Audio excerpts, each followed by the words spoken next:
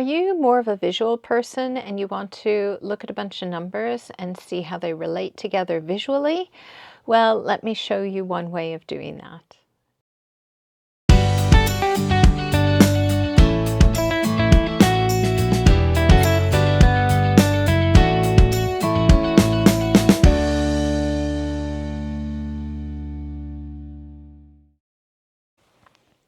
So I have a spreadsheet here that I've got some sample data.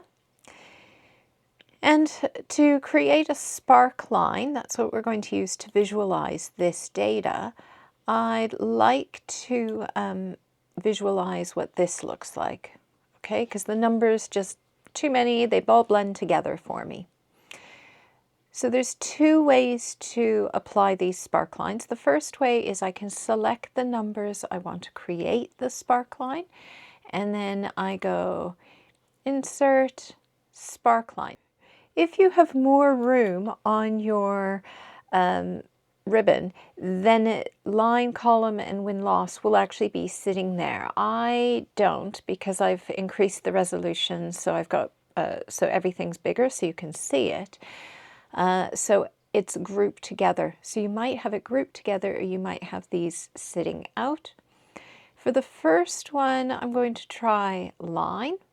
So I click on line, and you can see it's put my data range. So the data range is what numbers go into creating the miniature graph. And then I go the location. That's already selected. I just click where I want this graph to go, and I click OK, and you can see there's a miniature little line, okay? The other way is I can select where I want the sparkline to go. I go Insert, Sparkline, choose the type. It puts the location in, and then the data range is active, and I select, and I click OK. Great. So either way, then Insert, Sparkline, etc. Now, the other thing is at the end you have these little arrows. I call them squishy buttons because you click them and they squish up the box. They're really called collapse and expand. So that one expands it or unsquishes it. That one collapses it or squishes the box. Yeah, you don't actually have to. If you click, it just does it without. This box is not huge, so I find I just move it out the way. Okay, you can see I'm just putting my mouse on the header and moving it. If at any point you want to go into help, you do have the help button, and it should bring up help for sparklines. Great, so that's easy. I'm going to go into my column data, similar data here. This time I'm going to go down. Again, I can go here, Insert, Sparklines. This time I'm going to choose column, same information. I choose where I want it to go. There we go. Yeah, but say I have a lot of data. I don't just have a couple of rows here. I'd like to do them in bulk. I can. So let's try it. I'm going to highlight them all. Click on Insert, Sparklines, choose the type. Now in this case, they all are the same or should be the same. So I'm going to choose column here. Location range, I choose them all. And then I click on OK, and it creates per column. So I could do the same for the rows. Maybe try lines. Here we go. And that's it. Yep. Okay, so let's look at the third one, and then I'm going to show you more about this, what's just happened and how to edit these. So the last type is called a win-loss. And in this case, I have positives and negatives, and then I'm just going to go through, again, select them, insert, sparklines, but this time choose win-loss. Same options, there we go. And again, I can select all.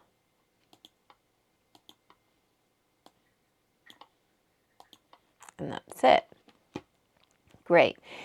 If I wanted to edit these, you can see I've selected one, and all of the ones I created together are now, it's called grouped. They're grouped together. When I click on a sparkline, the sparkline tab shows, and I can go into the sparkline ribbon. So I have all the options on how to change each type. You can see here, I can change what it's looking. Now, column in this case looks the same, but I'm going to show you how they differ in a moment. I can also choose whether I want high point, low point, etc., negative, not negative. This is showing, and it's really showing little bits of color. Yeah. And then in the style, you can see I have all my color options, sparkline color, but then I've got marker color if it has a marker, axis information. And if you want a video on any of these options, just put that in the comments below.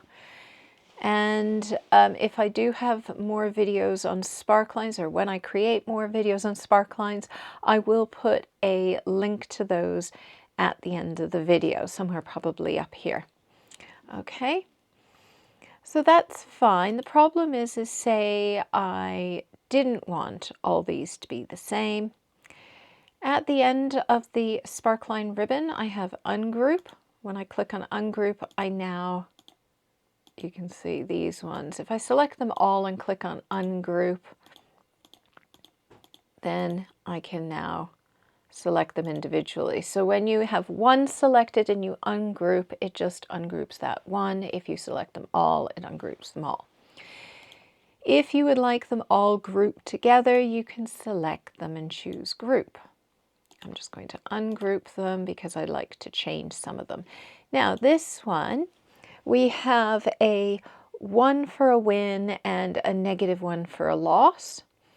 But say I had points here where it was 6-point match and maybe it was -8. You can see that my win-loss hasn't changed at all. Yeah, if I do similar here, but opposite, there we go. And now I'm going to change this one. From the win-loss, I'm going to put column. And you can see the difference. With a column, it actually changes the height of each bar depending on the amount for each item. Yeah, whereas the win-loss just shows us positives versus negatives.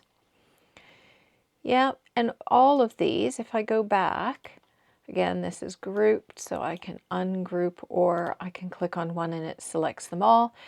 So these ones, let's see, I have my high point, I can have a low point, which you can hardly see. It's very low. Negative, I have none. I can also change the first or the last, or I could do all of them. I have my styles here. And then I have a sparkline color if I wanted to change them all. Okay, I've got more colors, etc. Then I have marker. So if you wanted the high point to be a specific, there we go, you could. With the line, these ones can be slightly different. If I say high point, you can see it's a small little dot instead. Low point, negative. And if I change the marker color for each of these, then they change. Oops. Oh, that one's jumping around. There we go. Okay. So that's sparklines. If you want to get rid of them at any point, they will just update as you change the data, but if you wanted to delete them, you see you have a clear here, clear selected sparklines, clear selected sparkline group. Or if you're like me and sometimes you forget that this is there, you can right mouse click on them. There is sparkline options in the right mouse click as well. And you can choose to ungroup, group. You have some more options. And then I can clear my sparkline so it gets rid of them. Okay, so 2 options to do the same thing. Well, I hope you've enjoyed this, and let me know in the comments how you've used sparklines and whether they're useful, whether you've used them in presentations or during meetings, and whether they were helpful. If you found this video useful, helpful, or interesting, please do click on that thumbs up, and do subscribe to my channel if you'd like to see more videos from me. Thanks so much. Oh, and we've got a video up top if you want to watch my next video. Take care, and I hope you have a really great day. Bye for now.